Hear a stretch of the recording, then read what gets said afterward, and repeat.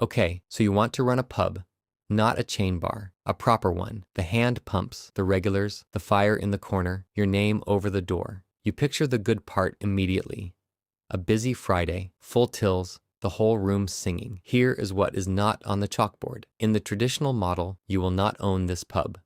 You will rent it, and you will be required to buy your beer from the same person who collects your rent, at a price they set. Let us start with how you get in, because there is more than one door, and they lead to very different places. The first door is to buy a pub outright, freehold, the building, the land, the license, all yours. This is the version most people picture, and it is the most expensive by a wide margin. A freehold pub in a decent location is a piece of commercial property with a business attached, and it is priced like one, hundreds of thousands of pounds at the very least, frequently far more. Most people cannot do that, so they take the second door, which the industry holds open very wide, and which looks, at first, like a bargain. You become a tenant. A pub company owns the building. They lease it to you. Your entry cost is not the price of a property. It is an ingoing payment for the fixtures and the fittings and the stock, plus a deposit, plus working capital, tens of thousands, rather than hundreds. The barrier is low, deliberately, because the low barrier is the entire recruitment strategy. And this is where you need to understand what you have actually agreed to, because a tenancy comes in two broad shapes, and the difference between them is the difference between a business and a job. The first shape is free of tie.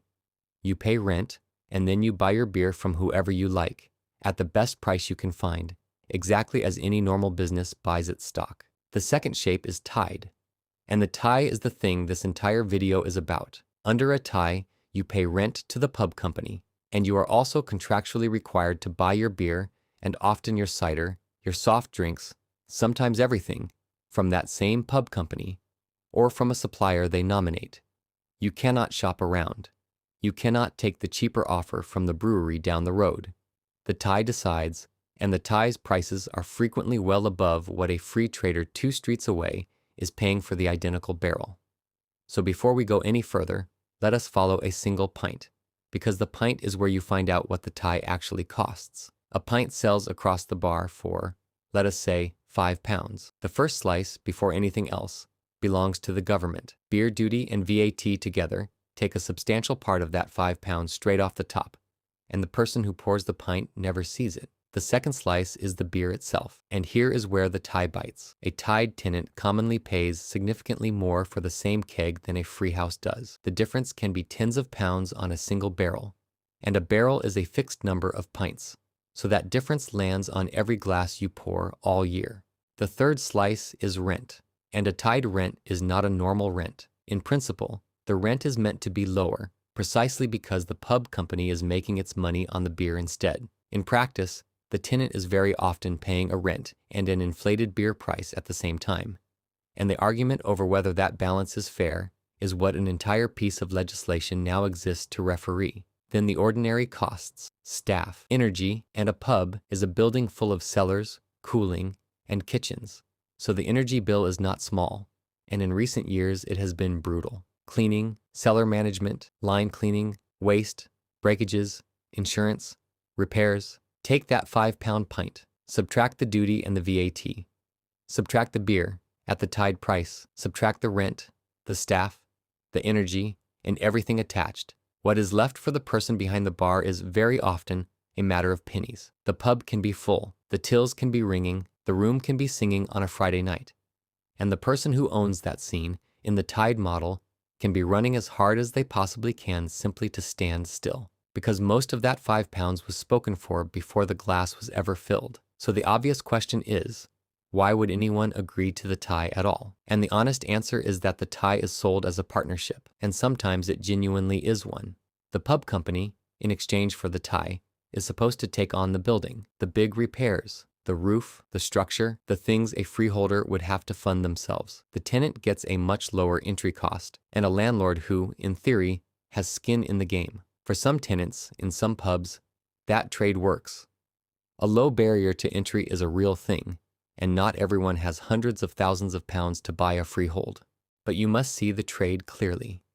You are exchanging a lower entry price for a permanent tax on everything you sell. You are swapping one large payment you do not have for a lifetime of smaller payments you will barely notice individually and will feel enormously in total. Now, to understand how this whole structure came to exist, you have to go back to a single moment when the government tried to fix it and made something new instead. For most of the 20th century, the big British breweries owned the pubs directly.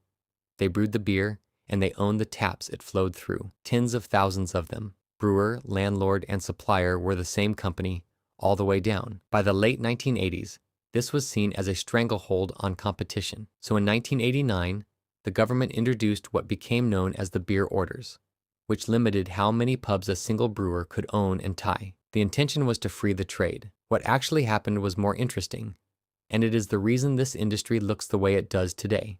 The breweries did not simply set their pubs free. Many of them sold the buildings off, and a new kind of company rose up to buy them in enormous numbers. A company that did not brew beer at all. A company whose entire business was owning pub buildings and leasing them to tenants, on ties, at scale. The property company, the pubco, and this is the reveal, because it explains everything. The moment brewing was separated from property, it became obvious what the valuable half had been all along. It was never the beer. Beer is a competitive, low-margin, heavily taxed commodity anyone can brew. The valuable thing was the building, the corner site, the freehold on the high street, held for decades, appreciating quietly underneath a business that pays you rent and buys its beer from you while you own it. The pubco did not want to sell you beer. Selling beer is a nuisance. The pubco wanted to own the ground, collect the rent, and take a margin on the beer as a bonus. The tenant runs the hard, thankless, 7-day-a-week business of actually operating a pub, and the property owner holds the asset that was quietly the point the entire time. Which brings us to the part you cannot easily escape. If a tied pub stops working for you, your options are narrow.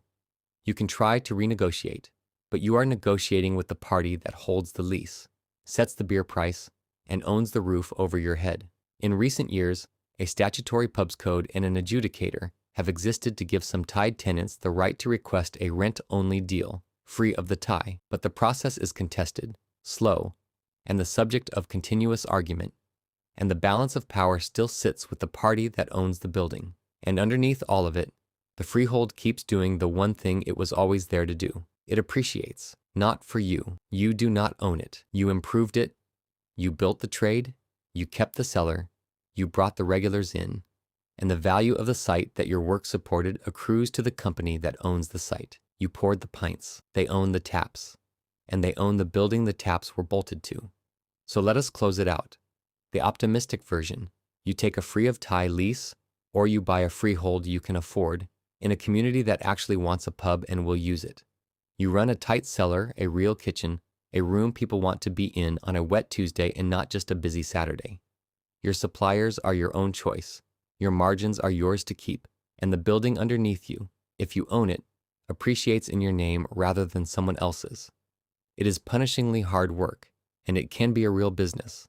The harder version, you take a tied tenancy because the entry cost was low and the brochure was warm. The beer prices are set above what the free house down the road pays, and you cannot move them. The rent does not fall to compensate, whatever the theory said. Energy spikes. A cheaper chain bar opens nearby. And when you finally sit down and work out your hourly rate across a 100-hour week, you find you have bought yourself the hardest job you have ever had, on terms written by the person who owns the building. A building that is now worth more than when you arrived, entirely to their benefit.